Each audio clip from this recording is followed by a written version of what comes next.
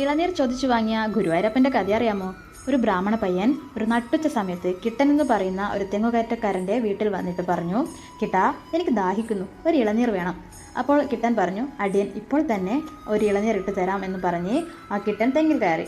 അപ്പോൾ ബ്രാഹ്മണ പയ്യൻ പറഞ്ഞു, കിട്ടാ, ഞാൻ അല്പം തിരക്കിലാണ്, അത് ആറാട്ട് കടവിൽ കൊണ്ടുവന്നാൽ മതി, ഞാൻ അവിടെ കാണും. അതും പറഞ്ഞ് ആ ബ്രാഹ്മണ പയ്യൻ പോയി. കിട്ട ഇളനീരുമായി ആറാട്ട് കടവിലെത്തി. പക്ഷേ ബ്രാഹ്മണ പയ്യനെ കാണാനില്ല. ആറാട്ടിനായി ഭഗവാൻ ആനപ്പുറത്ത് വരികയായിരുന്നു ആ സമയം. ആറാട്ട് കഴിഞ്ഞ് തിരികെ പോകാൻ തുനിഞ്ഞപ്പോൾ ആന മുൻപോട്ട് പോകാതെ അവിടെ തന്നെ നിന്നു. എന്തു ചെയ്തിട്ടും ആന അനങ്ങാതെ തന്നെ നിന്നു. അപ്പോൾ എല്ലാവരും വിഷമിച്ചു. അപ്പോൾ മേൽശാന്തിക്ക് ഒരു അരുളപ്പാടുണ്ടായി. കിട്ട ഇളനീർ കൊണ്ടുവന്നിട്ടുണ്ട്, അതുകൊണ്ട് അഭിഷേകം ചെയ്യണം, എന്നാൽ ഞാൻ വരാം. മേൽശാന്തി വിളിച്ചു ചോദിച്ചു, കിട്ട ഇളനീർ കൊണ്ടുവന്നിട്ടുണ്ടെങ്കിൽ എത്തിക്കുക.